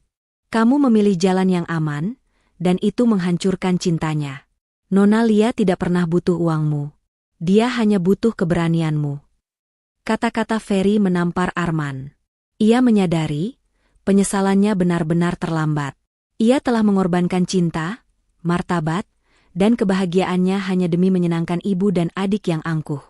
Arman mencoba menghubungi Lia lagi, kali ini ia hanya mengirimkan sebuah pesan singkat. "Arman, Lia. Aku harap kamu memaafkanku. Aku melihat ibu dan Risa. Mereka kesulitan. Aku tahu aku tidak punya hak, tapi bisakah kamu mengurangi tuntutan ganti rugi moral itu? Sisakan sedikit untuk mereka bertahan hidup." Lia menerima pesan itu saat sedang berada di pesawat dalam perjalanan bisnis ke luar negeri. Ia membalasnya setelah mendarat, pesannya singkat dan lugas, tanpa emosi. "Lia, Arman. Harta mereka sudah menjadi aset yayasan untuk membantu korban kekerasan seperti yang aku alami. Itu sudah menjadi milik orang lain. Tapi karena kamu yang meminta, aku akan membantu. Aku akan mempekerjakan Ibu dan Risa di yayasan tersebut, di posisi kebersihan, dengan gaji setara UMR. Mereka akan mendapatkan tempat tinggal kecil di asrama yayasan. Mereka akan bekerja untuk membantu korban kekerasan, dan mungkin, dengan begitu, mereka akan memahami betapa kejamnya perbuatan mereka. Ini adalah kesempatan terakhir, tanpa toleransi. Terima kasih atas pengakuanmu. Pesan Lia itu tidak menunjukkan kemarahan, tetapi belas kasihan yang dingin dan didaktik. Lia tidak ingin mereka kembali miskin total, tetapi ia ingin mereka belajar. Bu Sonya dan Risa harus bekerja untuk yayasan yang didirikan oleh wanita yang mereka hina, sebuah simbol ironi yang sempurna. 6 bulan setelah Lia memberikan kesempatan terakhir berupa pekerjaan di yayasannya, ia kembali dari perjalanan bisnis besar di Eropa. Ia tidak pernah menengok ke yayasan itu secara langsung, karena ia mempercayakan pengelolaannya kepada manajer yang ditunjuk Pak Hadi. Namun, kini ia merasa perlu untuk melihat sendiri, sejauh mana pelajaran yang ia berikan berdampak pada Bu Sonya dan Risa. Lia mengenakan pakaian kasual yang elegan, tanpa pengawal, hanya ditemani Pak Hadi. Begitu memasuki area yayasan, suasana yang tenang dan penuh empati langsung terasa. Di sebuah halaman belakang, Lia melihat beberapa wanita korban kekerasan sedang melakukan kegiatan konseling kelompok. Kemudian, matanya tertuju pada 2 sosok yang sedang sibuk membersihkan toilet umum yayasan. Mereka adalah Bu Sonya dan Risa. Wajah Bu Sonya, yang dulu selalu dihiasi kosmetik mahal dan ekspresi angkuh, kini terlihat polos, berkerut, dan penuh kelelahan. Ia mengenakan seragam kebersihan yang sederhana, tangannya yang dulu hanya memegang gelas wine kini memegang sikat dan lepel. Risa berdiri di sebelahnya, menyeka keringat di dahinya, wajahnya sudah tidak lagi memancarkan kesombongan. Bu Sonya dan Risa tidak melihat Lia. Mereka tenggelam dalam pekerjaan mereka, pekerjaan yang sama sekali tidak pernah mereka bayangkan akan mereka lakukan seumur hidup.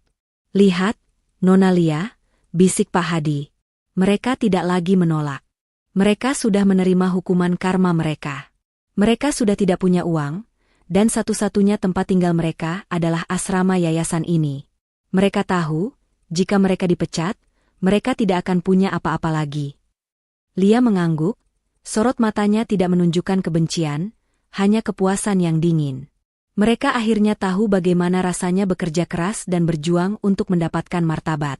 Saat Lia sedang berjalan melewati koridor, ia tiba-tiba bertabrakan dengan seseorang. Itu adalah Arman.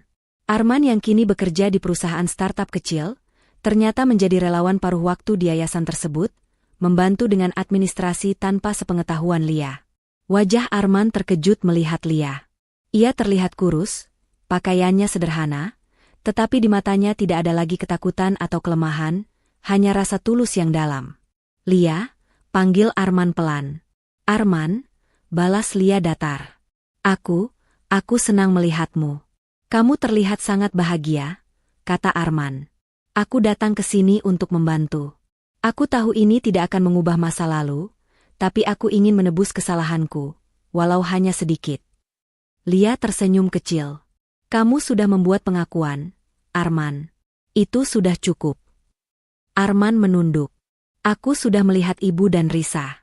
Mereka memang harus melalui ini. Tapi aku ingin kamu tahu, aku tidak pernah berhenti menyesal. Aku menyesal karena aku terlalu lemah untuk berdiri di sisimu, bukan karena aku kehilangan uangmu." Lia menatap Arman lama. Ia tahu, penyesalan Arman tulus. Ia melihat suaminya yang sesungguhnya, Arman yang ia cintai dulu, telah kembali. "Arman, kamu telah memilih jalannya sendiri," kata Lia. "Aku memilih jalanku sendiri. Kita sudah berpisah. Tapi, aku akan menghargai usahamu di sini. Teruslah bekerja keras. Dan tolong, jagalah Ibu dan Risa. Mereka tetap ibumu, dan mereka sedang dalam proses yang panjang untuk berubah." Lia kemudian memberikan kartu nama barunya. "Jika kamu butuh pekerjaan yang lebih baik, hubungi Pak Hadi. Aku bisa membantumu memulai lagi, sebagai teman dan rekan bisnis, bukan sebagai pasangan." Aku percaya kamu bisa menjadi pria yang kuat. Arman menatap kartu nama itu, matanya berkaca-kaca. Ia tidak mendapatkan kembali Lia, tetapi ia mendapatkan kembali harga dirinya dan pengakuan dari wanita yang paling ia hormati. Beberapa waktu kemudian, Lia mengadakan konferensi pers besar untuk mengumumkan proyek real estate terbarunya. Proyek itu adalah sebuah kompleks perkantoran dan perumahan vertikal yang dirancang untuk mendukung bisnis kecil dan menengah, sebuah simbol dukungan Lia terhadap orang-orang yang berjuang dari bawah, seperti dirinya dulu. Pada konferensi pers itu, Lia tampil memukau. Ia berbicara tentang pentingnya martabat dan kekuatan sejati seorang wanita. "Saya ingin semua orang tahu," ujar Lia dengan senyum berseri. "Kekuatan sejati bukan diukur dari seberapa mewahnya rumah atau seberapa mahalnya perhiasan. Kekuatan sejati adalah keberanian untuk mempertahankan harga diri dan kecerdasan untuk bangkit dari setiap hinaan." Lia berhasil mendapatkan kebahagiaan seutuhnya, yang kini ia ukur dari pencapaian pribadinya, ketenangan batin, dan kebebasannya dari hubungan yang beracun. Ia menjadi inspirasi bagi banyak wanita di seluruh negeri, membuktikan bahwa seorang wanita yang disebut miskin dan menyusahkan bisa bangkit dan membangun kekaisaran sendiri. Bu Sonya dan Risa terus bekerja di yayasan. Mereka tidak lagi memiliki kemewahan, tetapi mereka mulai menemukan kedamaian batin dalam melayani orang lain. Mereka tidak akan pernah kembali ke kehidupan glamor mereka, tetapi mereka akhirnya mengerti arti dari kerja keras dan kerendahan hati. Dan Arman, ia menerima tawaran Lia. Ia memulai pekerjaan barunya di salah satu anak perusahaan Lia, bekerja dari bawah dan membangun kembali karirnya dengan integritas dan kejujuran. Arman tidak lagi mengejar Lia secara romantis. Ia menghormati keputusan Lia, dan ia menemukan kebahagiaan sejati dalam memperbaiki dirinya sendiri dan merawat ibu serta adiknya dari jauh. Lia tidak hanya membalas mulut kotor mertuanya sampai menangis dan berlutut, tetapi ia membalasnya dengan cara yang jauh lebih elegan, dengan menjadi lebih sukses dan lebih bermartabat, meninggalkan mereka di belakang, dan memulai akhir yang baru yang penuh kejayaan. Pesan moral. Kekuatan sejati seorang wanita bukanlah pada seberapa banyak harta yang ia miliki, melainkan pada harga diri, kecerdasan, dan keberaniannya untuk bangkit dari setiap hinaan. Balas dendam terbaik adalah kesuksesan dan martabat yang tak terbantahkan, yang akan membuat mulut kotor siapapun terbungkam selamanya.